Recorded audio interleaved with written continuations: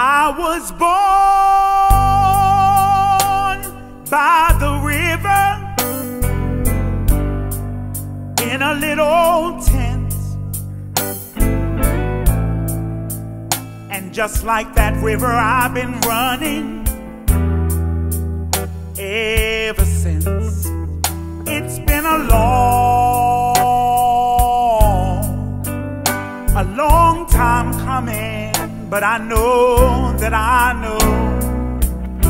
change gon' come. Oh, yes it is. It's been Good morning. My name is William A. Borders Jr., past president of the National Bar Association, past president of the Howard Law Alumni Association, a graduate of Maryland State College, and a graduate of Howard University School of Law in 1965. I'm recording this to let people know of the atrocity that has happened in terms of my life. At one time, I was tried and convicted for a violation of federal laws, and I was convicted of a one-man conspiracy. Upon being convicted of the one-man conspiracy, I was later disbarred on a certified copy of my conviction, which they had a complete right to do because the copy of the conviction was all that was necessary. However, on the last day of President William Jefferson Clinton's term in office, he gave me a full and unconditional presidential pardon.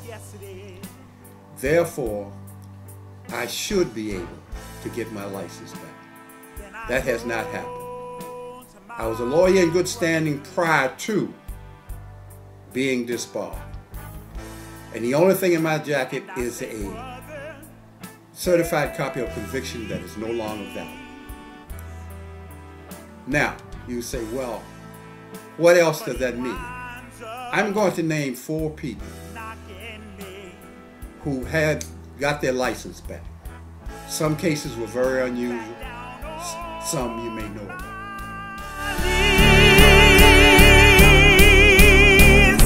There have been times when I thought I wasn't gonna last for long. Now I think I'm able. I'll carry on. It's been a long. Now, the 4 cases I'm talking about. One is Augustus Garland, who later became the Attorney General of the United States. However, he was disbarred for what was tantamount to treason because he seceded from the Union. Upon the Civil War being over, President Andrew Johnson gave him a full and unconditional pardon. He went to get his license back. They told him he couldn't. He went to the Supreme Court, and the case is Ex parte Garland, in which they said you have to give the license back to him based on the full and unconditional pardon. Everything has been erased, therefore he can practice law again. He later became the governor of Arkansas after getting that presidential pardon. He then became a senator from Arkansas. 20 years after President Andrew Johnson pardoned him, he then was appointed Attorney General of the United States by President Grover Cleveland. With the advice and consent of Congress, he served for 4 years. He then left this world, arguing a case before the Supreme Court as a private lawyer. Secondly, Dr. Samuel Mudd, who was tried and convicted for conspiracy to kill Abraham Lincoln, our president. He was the doctor who set his leg. He then went to jail, and after going to jail, he was in shackles every day. An epidemic broke out at the jail, at the prison. Upon the epidemic breaking out, the doctor there died. They took him out of shackles and let him cure the epidemic. He was also pardoned by President Andrew Johnson, and he got his license to practice medicine back. Now, Let's go to present day.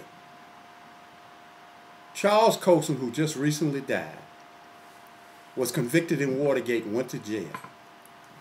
When he moved back to Florida, he was given his license to practice law again after being disbarred by Governor Jeb Bush. And this didn't come out publicly until he died and was in the Wall Street, in all the papers. The fourth person is Elliott Abrams, involved in the Iran-Contra, in which he was tried and convicted for lying to Congress. Here in the District of Columbia, they proceeded to disbar him. In the meantime, he was pardoned by President Bush. He still has his license to practice law, and also he has a top secret clearance and continue to work for the government.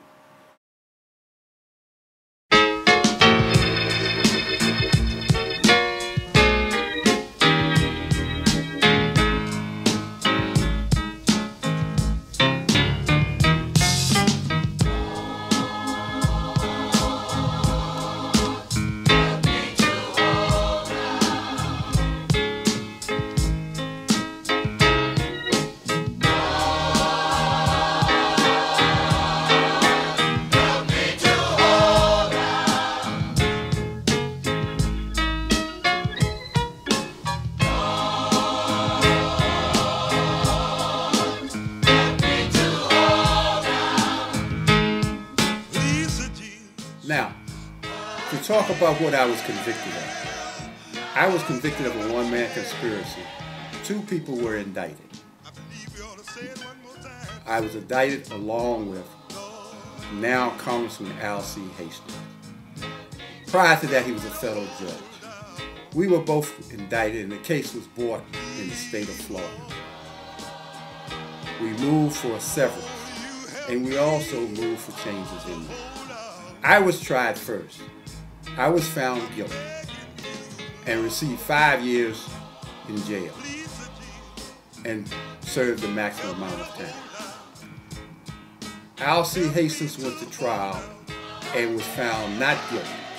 He was later impeached by Congress.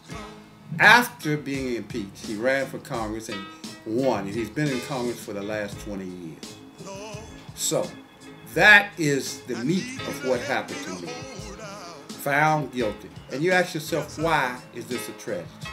It is a tragedy because if Augustus Holland, who was disbarred for treason, can get his license back because of a full and unconditional pardon, and become the governor of a state, become the senator from a state, and then become the Attorney General of the United States, then, if Dr. Samuel Mudd, who is the grandfather or great-grandfather of Roger Mudd, can be convicted of conspiracy to kill the President of the United States, get a full and unconditional pardon, and get his license back to practice medicine, and if Elliott Abrams can get a full and unconditional pardon and keep his license, and have a top secret clearance, and take it a step further.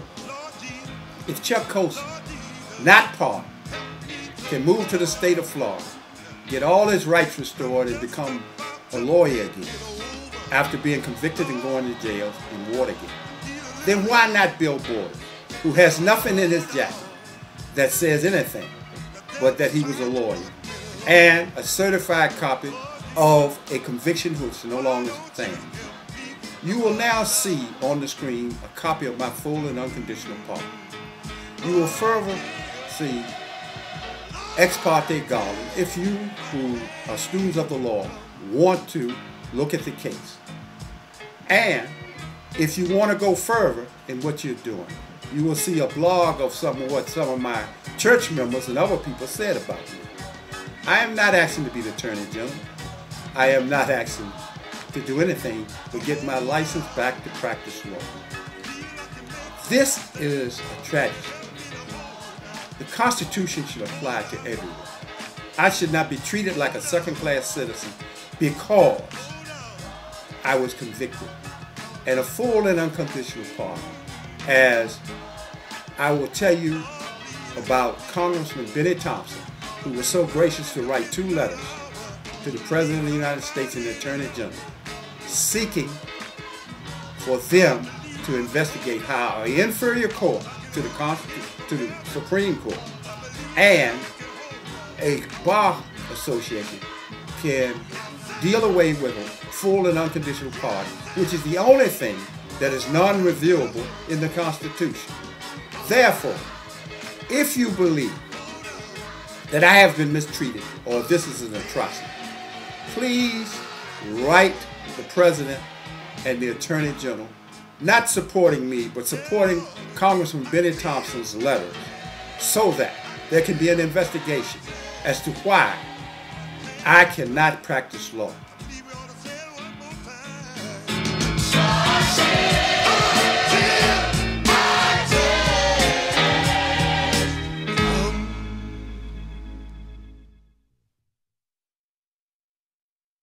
In closing, I'm standing out in front of Metropolitan AME Church, one of the oldest historical churches, where Howard University used to have their graduations in the early days, where Frederick Douglass attended church. And it's a church that believes in justice for all and for no more second-class citizenship. Thank you very much.